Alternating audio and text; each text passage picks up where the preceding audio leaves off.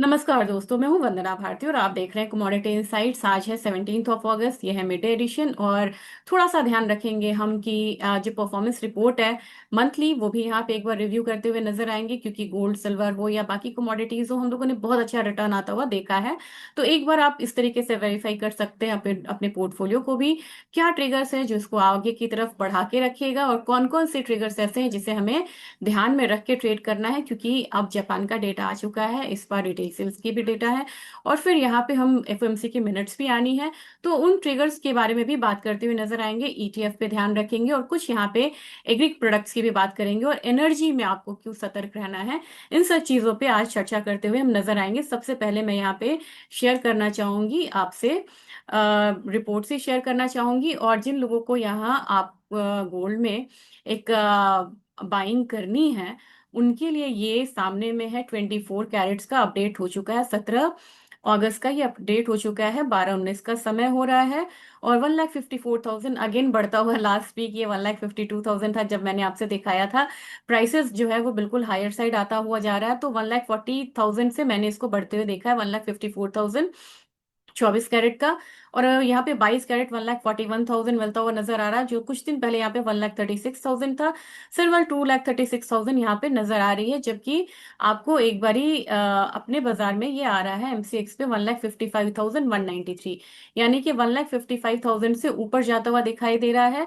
और हमारे मार्केट में 1,54,000 है। धीरे धीरे यहाँ पे अभी भी डिस्काउंट में है, ये डिस्काउंट आपको खत्म होता हुआ नजर आ सकता है। सिल्वर आपको 2,36,000 है, जबकि आपको अभी फ्यूचर्स मार्केट में सिल्वर जो है वो 2,38,000 आ रही है। अभी भी थोड़ा सा डिस्काउंट है, बाइंग अपॉर्चुनिटी मिल रही है, आपको मतलब करना चाहिए बाय यहाँ पे। और उससे पहले कि हम यहाँ पे ईटीएफ और बाकी चीजों में जाएं, आज मैं चाह रही हूँ आप लोगों को एक चीज दिखाना, काफी इंपॉर्टेंट है। और इससे क्या है ना कि अपने पोर्टफोलियो को भी रिव्यू करते हुए नजर आएंगे। अब गोल्ड का ही लेते हैं, एक हफ्ते में जो रिटर्न है ये 7% है, 0.7%, लेकिन एक महीने का 10.73% ये बाहर का है।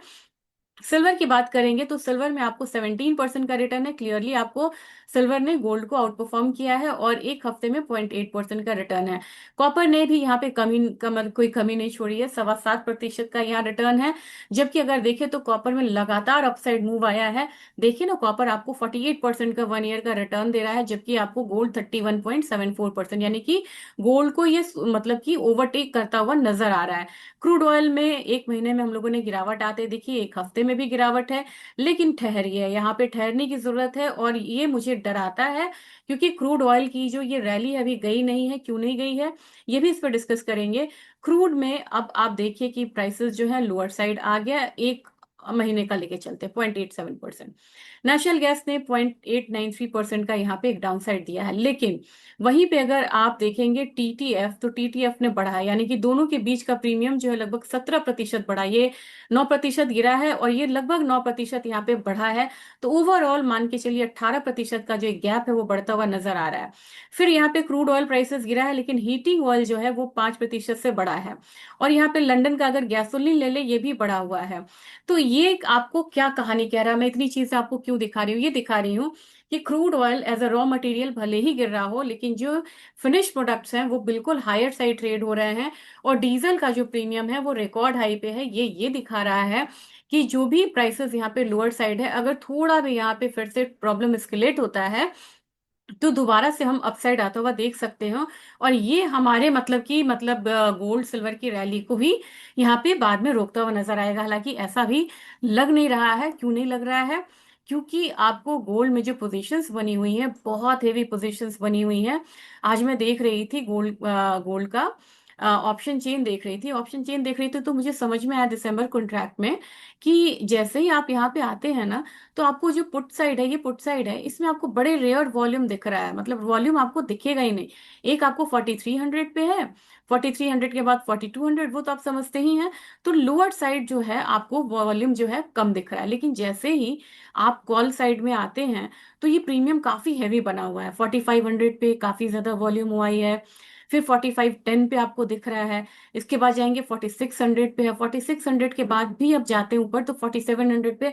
लगभग 5,000 तक आपको नई पोजीशंस बनी हुई नजर आई हैं।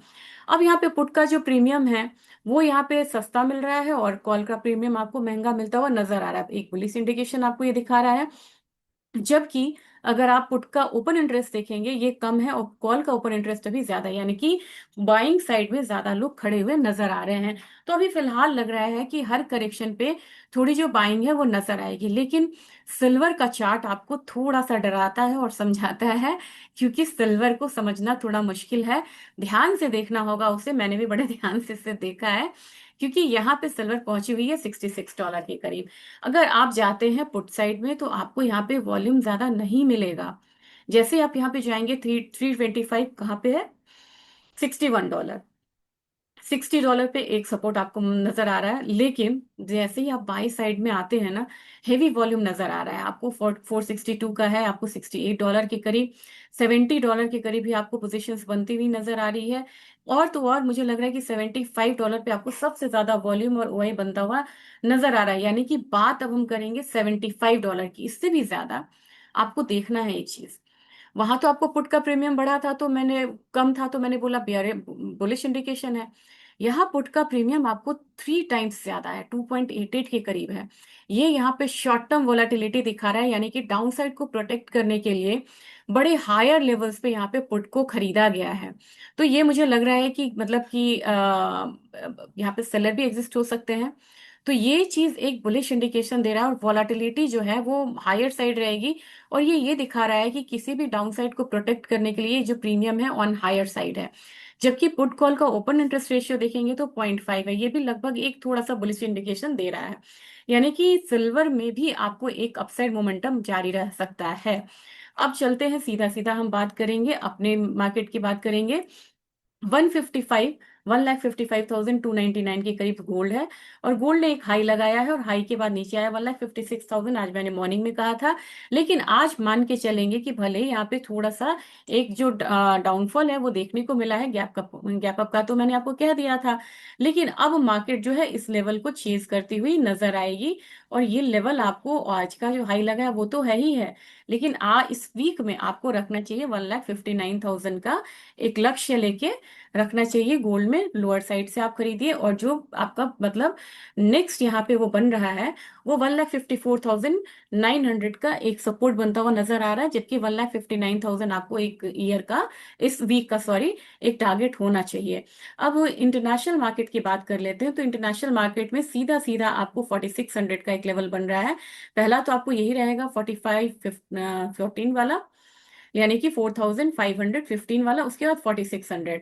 और मैक्सिमम जो फॉल रहेगा वो फिलहाल मुझे 4357 तक ही लग रहा है, यानी कि $100 का डाउनसाइड का रिस्क है, और अपसाइड में आपको $150 का एक अपसाइड मोमेंटम बनने की तैयारी है।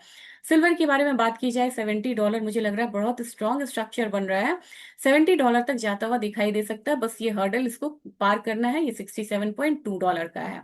ये हर्डल पार करते ही $70 के करीब जा सकती है। उस हिसाब से अपनी चांदी जो है वो एक बार आपको 2,53,000 से लेके 2,40,000 तो आपको हो सकता है मिंट्रा डे में देख ले, मैं उसकी बात नहीं कर रही। थोड़ा लॉन्ग टर्म मेरा 251 का ध्यान बनता हुआ नजर आ रहा है। साथ में हम गोल्ड भीज की बात करेंगे, 126 के करीब है। मैंने होल्ड करवाया था, होम होप सो आप लोगों ने होल्ड किया होगा। 131 आप मान के चलिए कि गोल्ड बीज है, और यहाँ आपको 125 का 124 का एक सपोर्ट जोन है।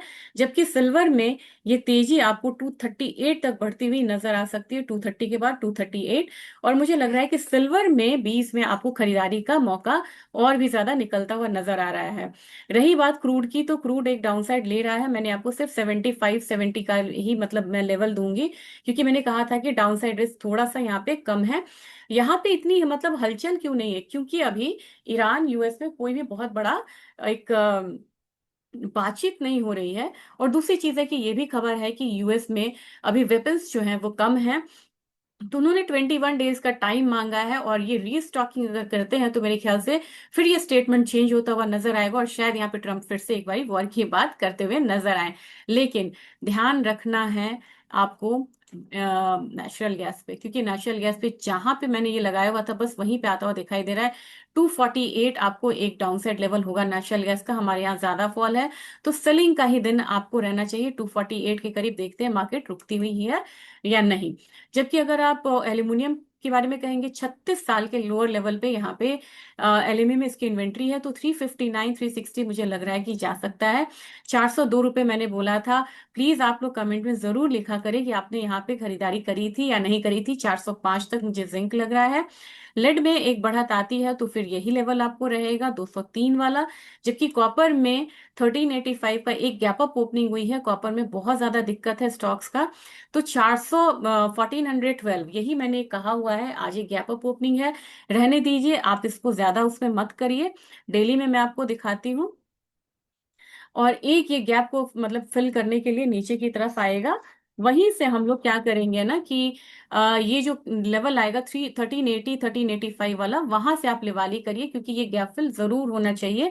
और प्राइसेस नीचे की तरफ आएगी, वो एक अच्छे लिवाली का होगा, और वहां पे आप एक बारी 1414 के लिए मान के चलिए, क्योंकि ऑलरेडी यहाँ पे हाई लगता हुआ आपको नजर आया है। और ये हाई आपको कितने का लगा है? 1401 का।